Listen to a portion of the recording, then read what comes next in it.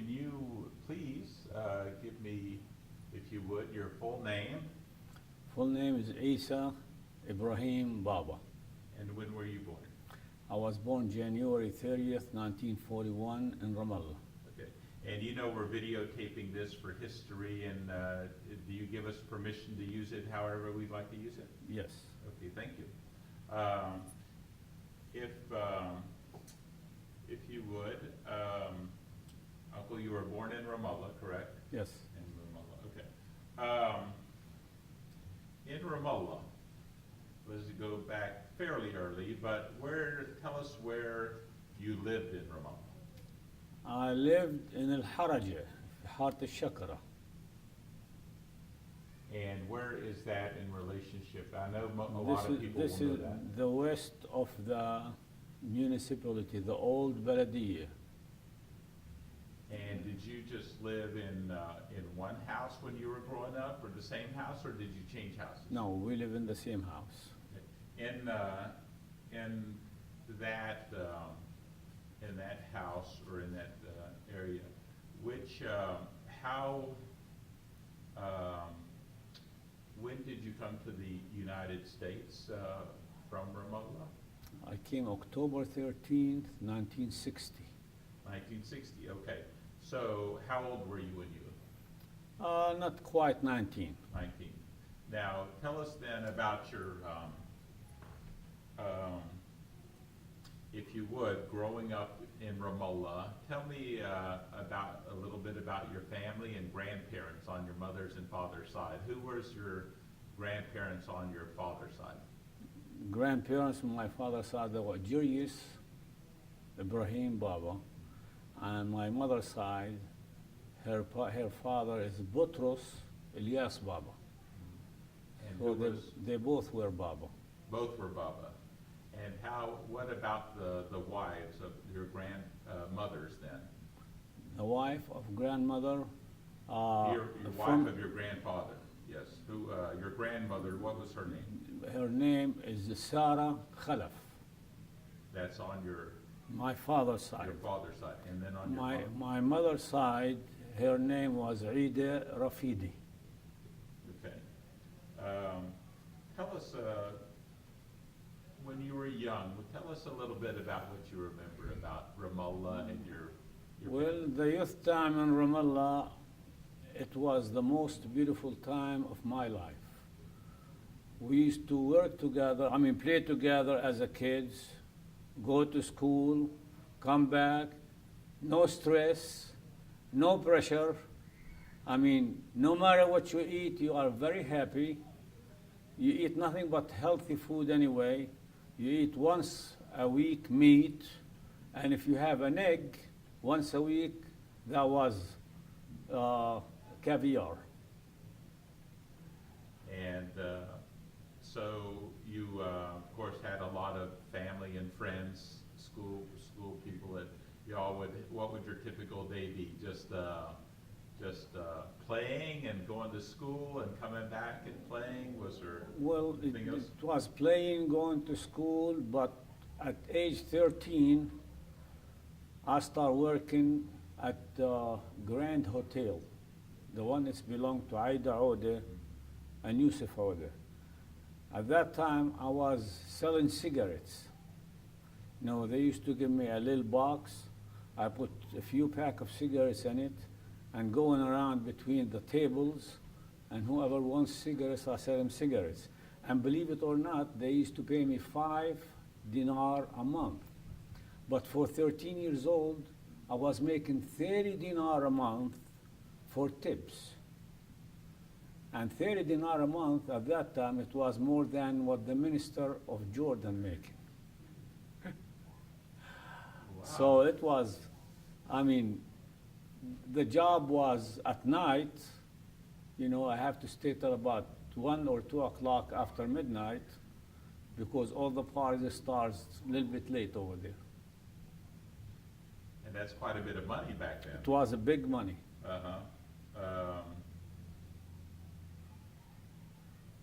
How about, especially the tips, I guess? What did you do with that money? Did you save it? Go into the family. going to my father. And and you worked from that on, from 13 to what age did you work? I worked for about 2 years over there, 2 or 3 years. And then at the age of 16 and a half, I graduated from high school, not quite 17. And then I worked for a lawyer, his name is Aziz Sehwail, for about 6, 7 months. And then after that, I took a teacher job at the Catholic school. I taught for about 9 months, 8 months, and then I came to the United States.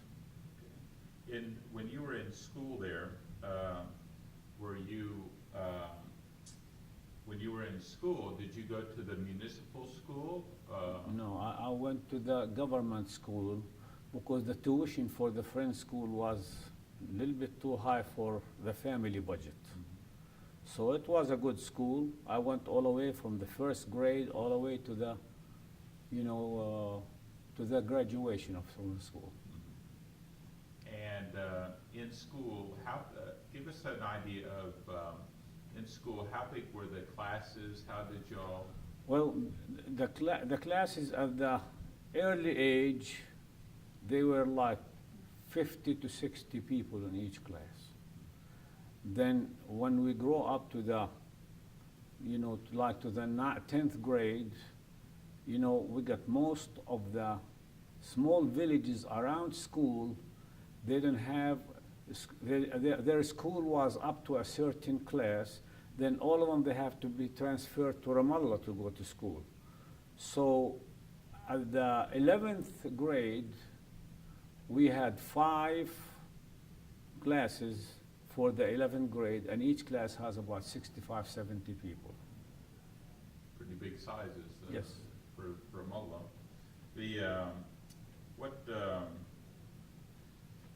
What do you remember as growing up in Ramallah about, of course, there's family and friends. What traditions stick out in your mind? Well, the traditions stick out in my mind. In 1955, they had, we had a little, it was from the English government. They wanted to enforce some kind of laws or something like that. So we used to go demonstrating every day, demonstrating, and people, they went too far. They burned library, they burned tires and things like that. That was 1955. It was at the Eden time. He was the Prime Minister of England. And they were enforcing, because at the 1955, we were merged with Jordan, okay? So we got the curfew, we got the, Jordanian army, they call him El Badu. They came, and enforced that law, enforced that curfew, and enforced that law to the country. And do you remember anything as far as the whole town or anything? Give us an idea of what was Easter special? Oh, absolutely. Like Easter was a great, great, great holiday for the Ramallah people because they're all Christian.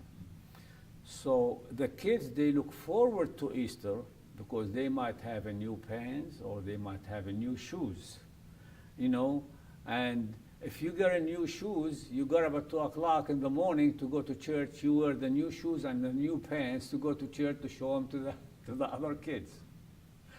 But it was a beautiful tradition. The Easter was great. The Palm Sunday was a beautiful, where the Boy Scouts, they celebrate and they have a beautiful parade.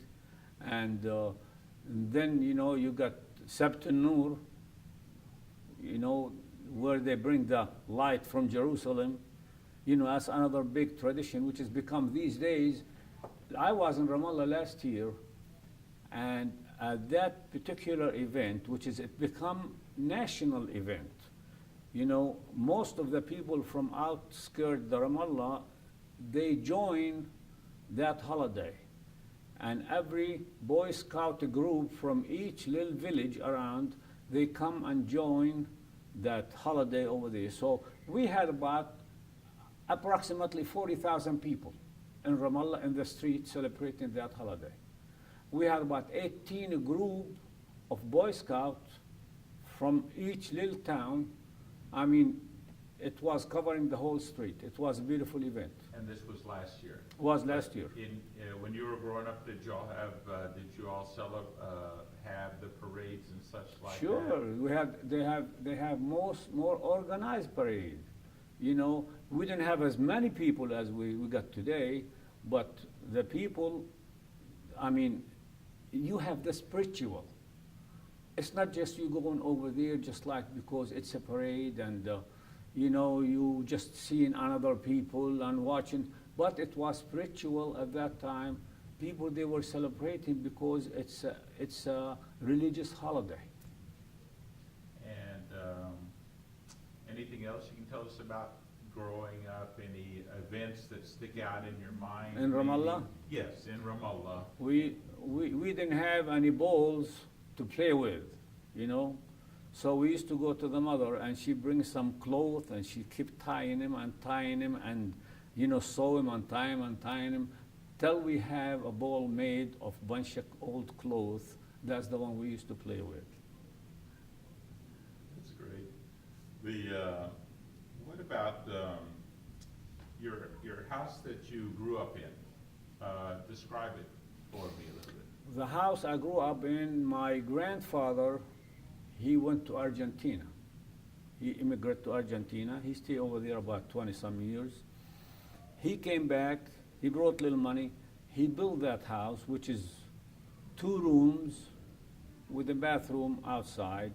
And then later on, we add another room in the front plus a nice kitchen. So that's the one we grew up in it. You know, 3 rooms and a kitchen and a bathroom, outside bathroom, not inside bathroom. Did you have electricity? Before the electricity, we used to light candle, what they call it, you know, that little gas, Yes. you know. And I think, you know, I was about 10 years old when we have the electricity in. And who lived in the house? What part of the family lived in the house? Well, my mother and my father, me, my brother, and about 4 more sisters, 5 sisters. And at the time, you said your grandfather was away? Is that My right? grandfather, no, he was at that time, he was there, which is he was living with us. And then he passed away when I was 4 years old. So he didn't live long enough to live in that new house.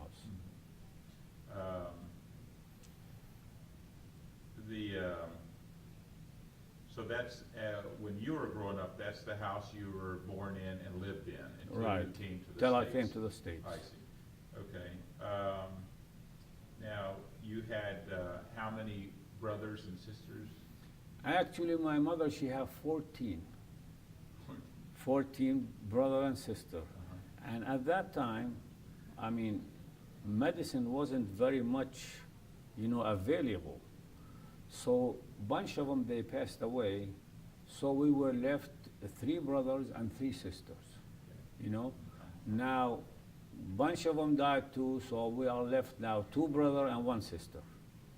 When you were growing up in the house, did you share rooms with your? I guess you slept with your brothers in the same room, and your sisters were in a room, or how did y'all do that? No, sisters were in the room, brother were in the room, and each one of us has his own bed, and the room they were large. So you could put about 6 beds in that room. So each person, yeah, I mean, it was a shared room for everyone. Okay. And you said electricity came when you were about 10 or so. And, Right. And you had outdoor plumbing. The bathroom was outside. growing up in Ramallah, what do you remember most? Just give me a couple of thoughts that come into your head as far as, you know, how things were, what Ramallah was like to you as a kid, things like that. Well, when you were a kid, you don't think of that splendor time you lived over there and that beautiful time. All we wanted at that time, you want to grow up and go al kahwa. You want to go to the cafe, and watch people playing cards and watch people smoking hookah and things like that. Then, it was, you have the cafe over here and then you have the farmer's market next to it. So, like everybody lived in one facilities. You didn't have no cars. I mean, 1951, 52, Ramallah has only 49 cars. That's including buses, trucks, private cars, and everything else. So you used to walk on the street with the pleasure. Nothing to worry about. Nobody blow a horn for you, or you don't worry about somebody gonna run over you.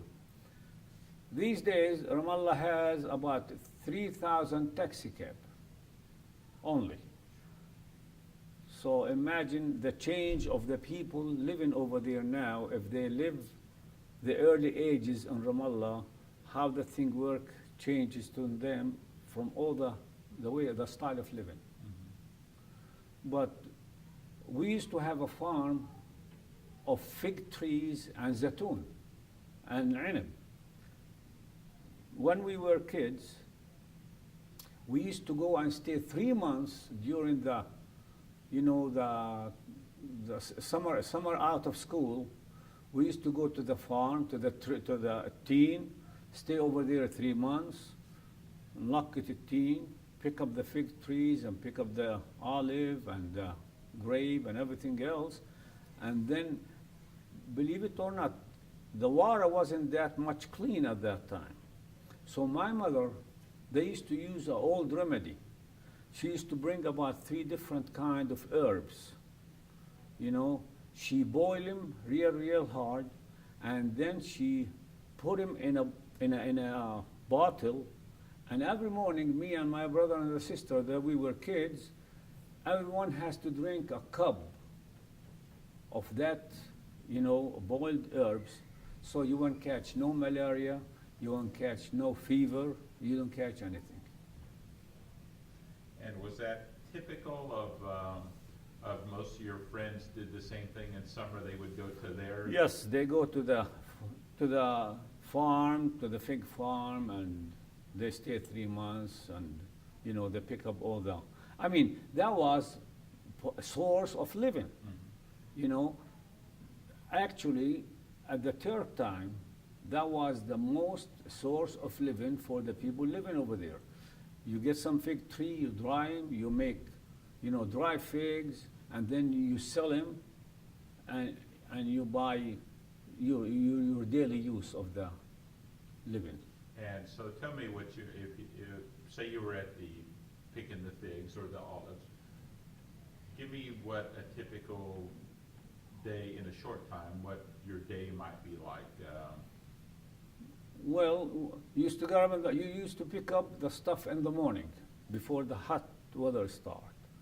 You go around, you pick them up from under the trees, you fill up your baskets, and you bring it by the, where you're staying in that little house. It's not a house, it's a little tower, they're building.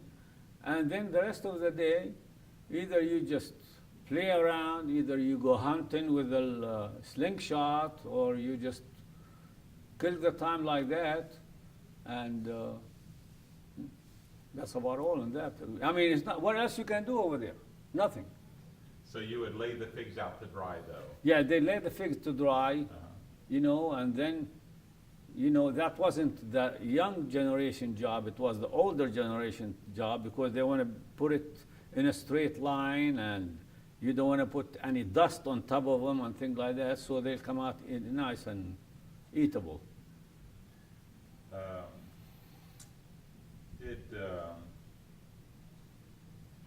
When you were there as a youngster, you were there during 47, 48. Tell us what you remember about that time, about when the war was happening, things like that. What do you remember about that time? Well, I remember one incident, I think it was after the 1948, the Israeli plane, they came and bombed Ramallah, you know. And one guy not too far from our house, you know, he was Englishman and he lit a cigarette. I don't know, they saw the cigarette, they saw the little flash, and they throw a bomb right there and he killed him. So one of the bomb, it hit the graveyard, the old graveyard next to our house, which is about, let's say 200 meters. So that broke all the glasses, all the windows in our house. Then we ran, we skipped, and my brother, you know, he put me on his shoulder, and we went to the field, you know, like a little field down the road. And we figured that we don't want to be in a house, so the house will collapse on top of us. So we went and we stayed, you know, in the field. Second day, you know, we went down to the fig tree farm. And we started sleeping in a cave because we figured we don't want, you know, we don't want to be staying in a house or in that little tower where we live in, and the whole thing will be caving on us. So we started living in a cave. After that, we came to Ramallah, and I think my father, you know, he figured that we need to go to Taiba. You know, it's a little town east of Ramallah, in case they bomb Ramallah again, that we would be closer to Jordan, be closer to Amman. But after that, you know, we went back to Ramallah. What about the time, you may not recall, but you recall, say, before the war? Were things tense? Was it just everyday life, or what was? Before 1948? Yeah, that's right, yes. Well, before 1948, we were kids playing on the street, and then all of a sudden, bunch of people from Europe, they start coming to Ramallah. I think that was the Jewish immigration, you know, and they used to call themselves Bologna, you know, like from Poland. But, you know, I think they were Jews. And they were staying in Ramallah. They bring their kids and everything else, and they stay in Ramallah. They call themselves Bologna, and I think that was part of the Jewish immigration from 1939 to Palestine.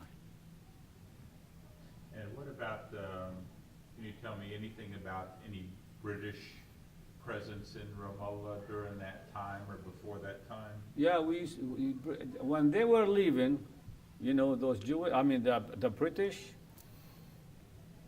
you know, they had the main road going toward Jaffa and Haifa. And we used to go over there, stay on the street, and tell the army, that British army, Biscuit. You know, they used to throw us a box of, you know, like little wafer or things like that. And that's why we were going and telling Biscuit, they throw us that little wafer. And if you catch one of those wafer, that was the biggest feast you got for the. Now, at the time, was there any talk, like when Israel was created, was there any talk of, was it tense? Was it normal? I mean, if it was tense, as a 6 years old kid, I mean, you can't tell the difference. Mm-hmm. If it was tense and I mean, too young to know what the situation is. Sure. Now, what about, so you grew up, when your father, what did he do in Ramallah to make a living? 1948, 47, before the war, my father and two more guys, they used to have a butcher shop. laham. They used to kill cows, they used to kill, ghanam, sheeps, and at the shop they were selling them for meat. And after 1948, they start coming from from Jaffa, Ramle, Lid, all over. And then they went partner with 3 more guys from Lid.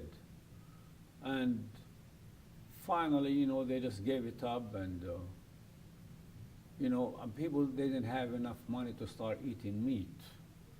And after that, he opened a little grocery store. It's a small grocery store where they were selling sandwiches and lebanon and things like that. And before 47, what did he do before the butcher shop? That was before 47. He had the butcher I shop. see, okay. Now, talk about school there. You went to school in Ramallah until you were how old? Until When I went to school, I was 6 years old. 6 years old until when? And till I graduated from the high school. And at that time, we have the English system. You have the metric. Like now, they have what they call tawjihi. Tawjihi, you have to go out. But at that time, we used to have up to the Khamis Thanawi.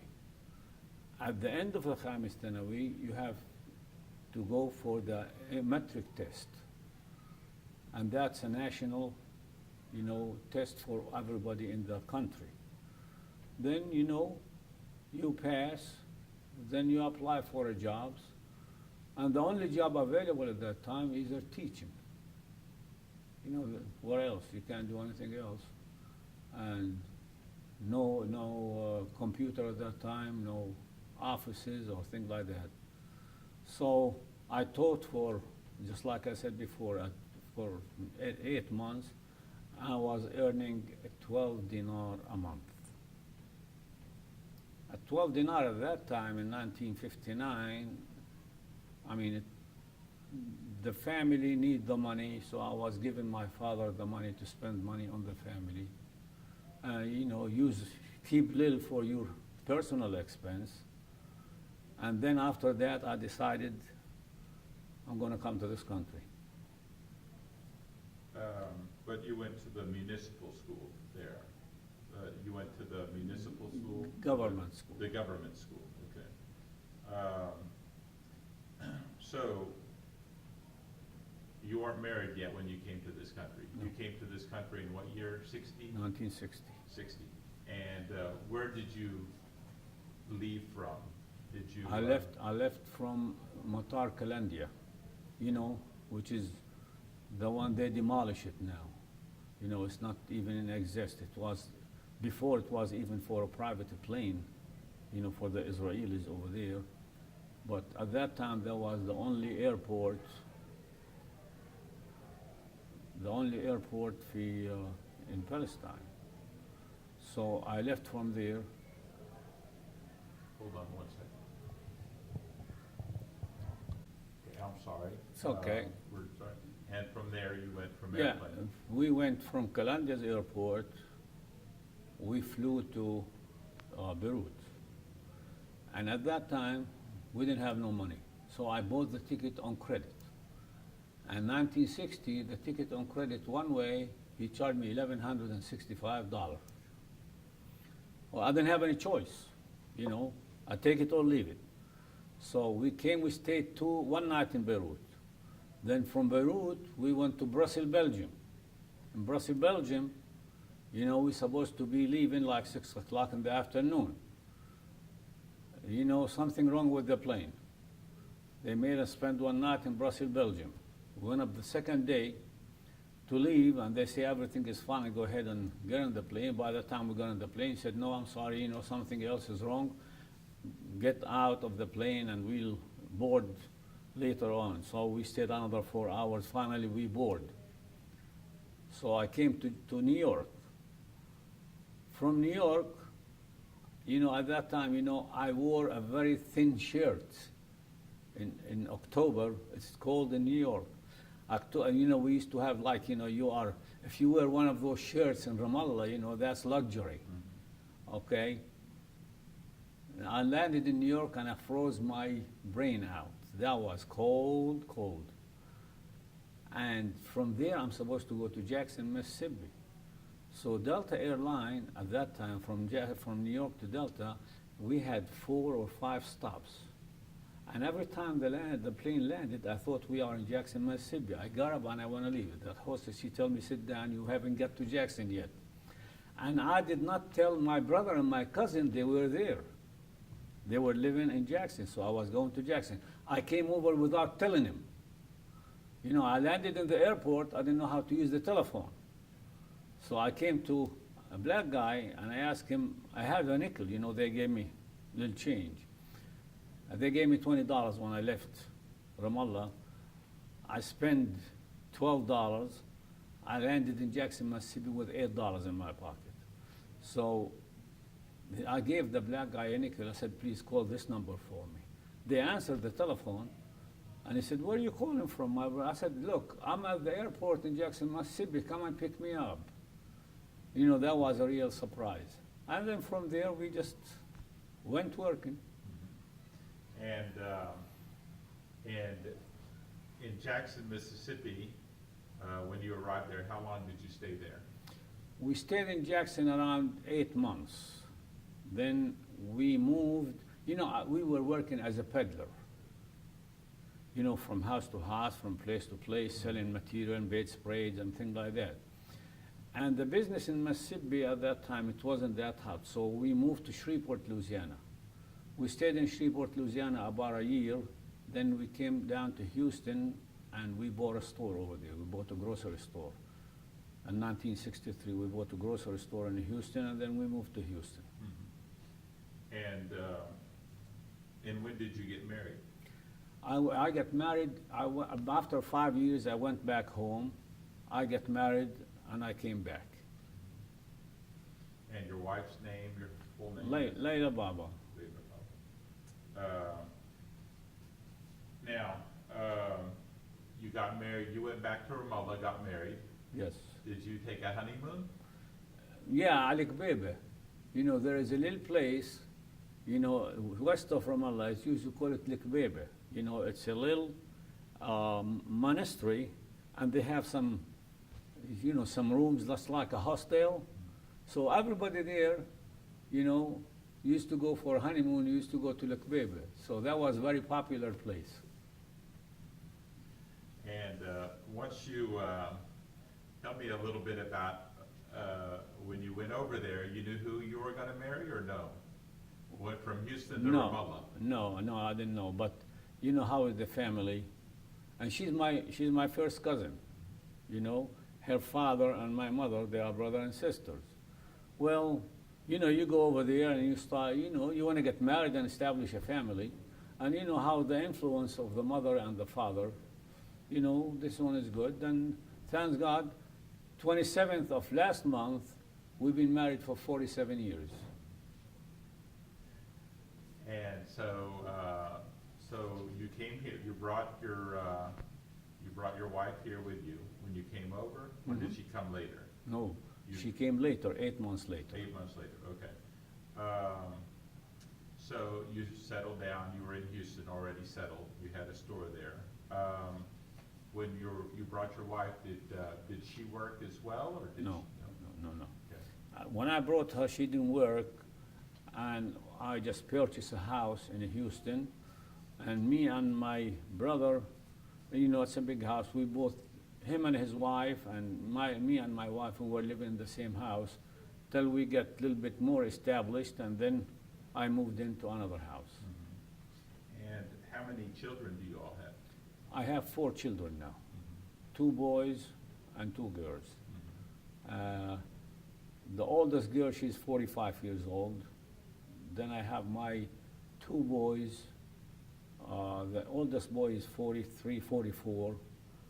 Then I have a girl, you know, 40, 42, and then the last one is a boy, he's 40. What are their names? Abby, the oldest girl, her name is Claudia. And the oldest boy is Ibrahim. We call him Abi.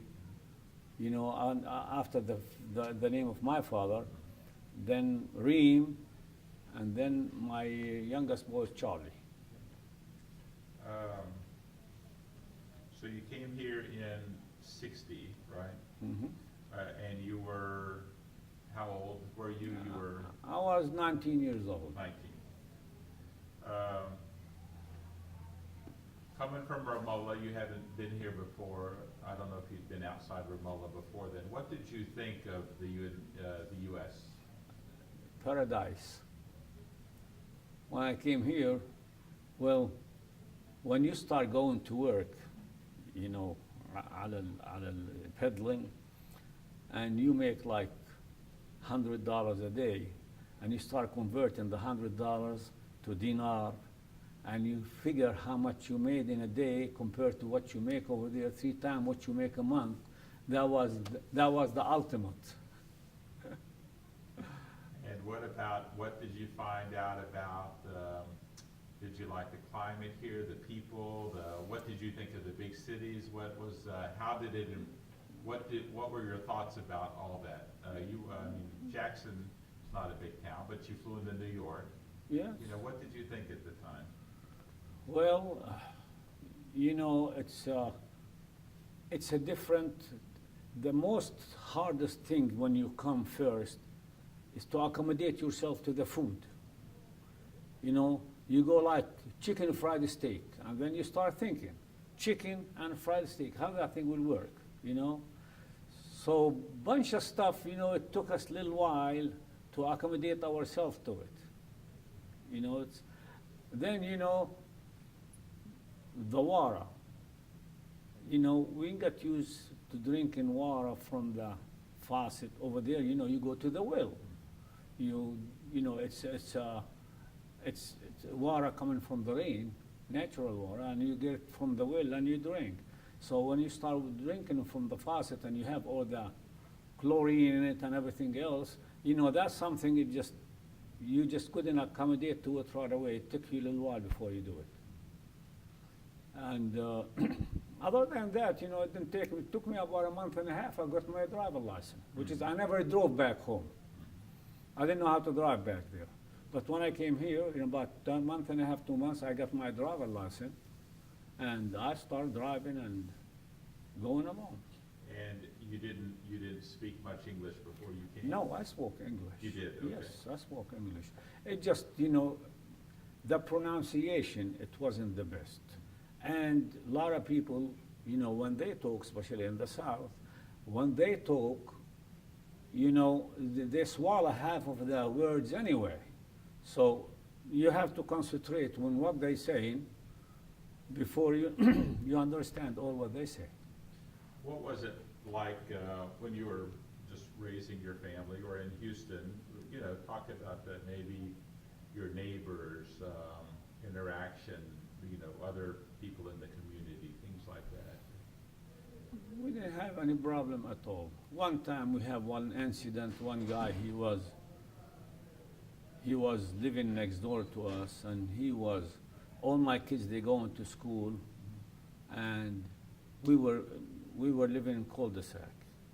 And my kids, I have 4 kids, and each one of them has a car. And he always, create a problem. Why we parking? I said, where else we gonna park? We park in the cul-de-sac. He said, we park in front of my house. That's not your house. This is a county street. And we could park in there anytime we want to. And then after that, we have a little dispute, and I moved from that house. I gave it to my son, and I moved to Sugar Land. But he became much friendlier after that, and he never create any more problems. What do you go back to Ramallah Every year. every year? If it's not twice a year, it's once a year. And what was Ramallah like after you had been, say, the first time you went back from the States? How long was it? The first time I went back, 1965, to get married. Get married. And the only thing you see the building just as big as this chair. You know, you start comparing the building over here to the building over there, and they shrink. The building, they shrink in your eyes. You know, the street, they narrow in your eyes. And you still have family in Ramallah? I still have my cousin, my wife's sister, and her children, and I got a lot of friends over there. You could make a friend with a cup of coffee over there. You go to the coffee shop, somebody comes in, and he ordered a cup of coffee, and he said, "Don't take money from him, it's on me." Next morning, he become your friend. You know, social life is perfect over there. I mean, social life here for the older people, a lot of times they sit on the couch and cry on themselves. That's why we still go back over there. And what about, Ramallah has grown a lot since you left. What do you think about Ramallah now? Well, you know, in our heart, if it grows or it don't grow, Ramallah stay Ramallah.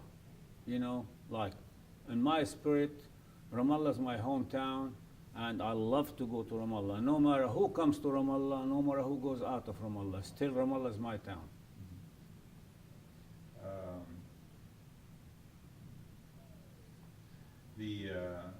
You keep up with the political events going on all the time in Ramallah, and if so, what do you think about about the future? Well, the future, we cannot decide. The future is in the hand of the Israeli right now. If they want a peace, we'll say yes. If they don't want no peace, we don't have any choice. But the people over there, they are living in poverty. They are living under a lot of pressure. They are just, I know a lot of people in Ramallah, which is Jerusalem is only 9 miles. And a lot of people in Ramallah, they haven't been in Jerusalem for the past 35 years. They can get the permission to go to Ramallah, and they don't have no permission, they cannot go to Jerusalem. So actually they are just living in a big prison. Is there anything I didn't ask you you'd like to comment on? No, everything, I think we cover up all the history and the present time and the past, and I thank you very much to give me the opportunity. Well, thank you. Yes, sir, thank you.